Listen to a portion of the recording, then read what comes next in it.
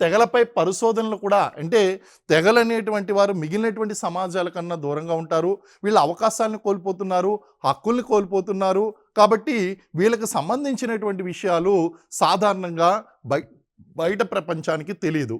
కానీ వాళ్ళకి తెలియాలి అంటే వాళ్ళ మీద ప్రత్యేక పరిశోధనలు అనేటువంటివి కొనసాగించవలసి ఉంటుందండి.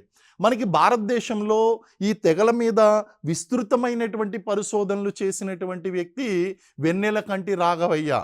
ఈయన మనకి వెన్నెలకంటి రాఘవయ్య అనేటువంటి వ్యక్తి, ఈయన మనకి ట్రైబ్స్ ఆఫ్ ఇండియా, ఆయన పరిశోధన అంశాలన్నింటినీ కూడా ట్రైబ్స్ ఆఫ్ ఇండియా అనేటువంటి పుస్తకంలో ఆయన వివరించడం జరిగిందండి.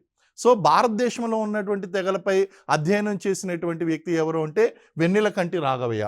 అలాగే మనకి ఎవల్యూషనరిస్టుల గురించి చదువుకున్నాం, పరిణామవాదుల గురించి చదువుకున్నాం.